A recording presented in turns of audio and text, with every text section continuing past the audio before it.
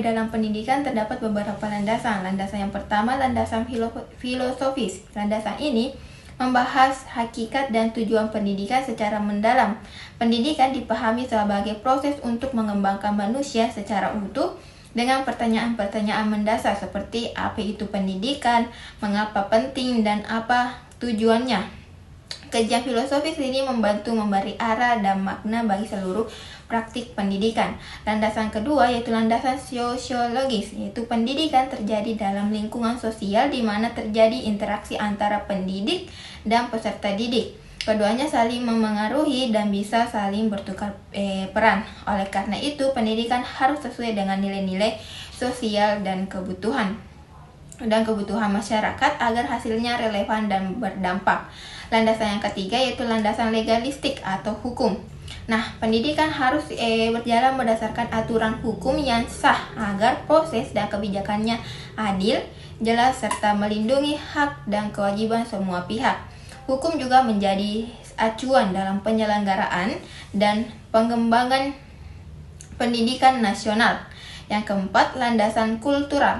Pendidikan tidak bisa dipisahkan dari budaya masyarakat tempat pendidikan itu berlangsung.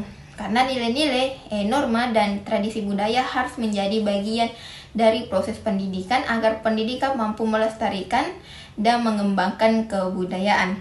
Landasan yang kelima yaitu ada landasan psikologis, yang dimana pendidikan ini melibatkan aspek kejiwaan peserta didik dengan memahami karakteristik, minat, bakat, dan cara belajar peserta didik. Proses pembelajaran bisa dirancang lebih efektif dan menyenangkan serta sesuai dengan perkembangan usia. Yang keenam, landasan ilmiah dan teknologi atau IPTEX.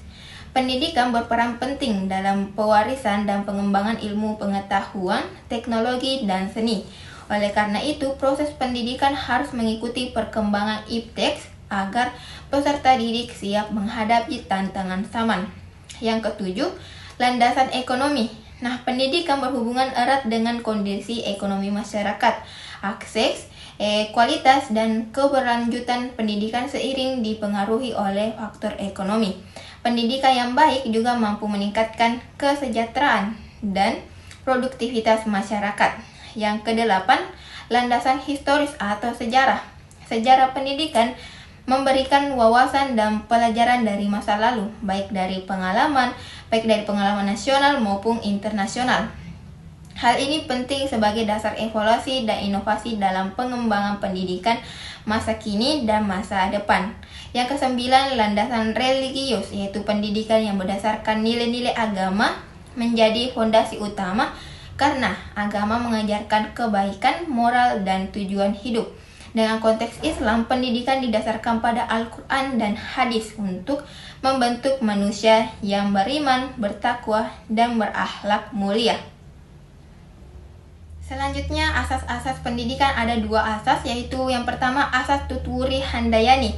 Asas Tutwuri Handayani ini merupakan gagasan yang mula-mula dikemukakan oleh Ki Hajar Dewantara, seorang perintis kemerdekaan dan pendidikan nasional. Tutwuri Handayani mengandung arti pendidik dengan kewibawaan yang dimiliki, mengikuti dari belakang dan memberi pengaruh, tidak menarik dari depan, membiarkan anak itu mencari jalan sendiri, dan bila anak melakukan kesalahan baru, pendidik yang membantunya. Gagasan tersebut dikembangkan Ki Hajar Dewantara pada masa penjajahan dan masa perjuangan kemerdekaan. Dalam era kemerdekaan, gagasan tersebut serta-merta diterima sebagai salah satu asas pendidikan nasional Indonesia. Yang kedua, asas belajar sepanjang hayat. Pendidikan Indonesia bertujuan untuk meningkatkan kecerdasan, harkat, martabat bangsa, mewujudkan manusia Indonesia yang beriman dan bertakwa kepada Tuhan Yang Maha Esa, berkualitas, mandiri, hingga mampu membangun diri sendiri dan masyarakat sekelilingnya, memenuhi kebutuhan pembangunan dan bertanggung jawab atas pembangunan bangsa. Gambaran tentang manusia Indonesia itu dilandasi oleh pandangan yang menganggap manusia sebagai suatu keseluruhan yang utuh atau manusia Indonesia seutuhnya. Keseluruhan segi-segi kepribadiannya merupakan bagian-bagian yang tak terpisahkan satu dengan yang lain atau merupakan suatu kebulatan. Oleh karena itu, pengembangan segi-segi kepribadian melalui pendidikan dilaksanakan secara selaras, serasi, dan seimbang. Untuk mencapai integritas pribadi yang utuh, harus ada keseimbangan dan ketepatan dalam pengembangannya. Nah, itulah tadi asas-asas asas dalam pendidikan. Ada dua, asas tuturi handayani dan asas belajar sepanjang hayat. Selanjutnya penerapan asas-asas pendidikan. Yang pertama, asas tuturi handayani. Penerapannya, pendidik membimbing dari belakang, memberikan kebebasan kepada peserta didik untuk mandiri dan hanya turun tangan saat peserta didik membutuhkan bantuan atau melakukan kesalahan. Contohnya, guru membiarkan siswa mencari solusi sendiri dalam tugas, lalu memberi arahan bila siswa mengalami kesulitan. Yang kedua, asas kedua, asas belajar sepanjang hayat. Penerapannya yaitu pendidikan tidak hanya terjadi di sekolah, tetapi sepanjang hidup dan di berbagai tempat. Contohnya, masyarakat mengikuti pelatihan keterampilan, orang dewasa mengikuti pendidikan kejar paket atau pembelajaran digital mandiri.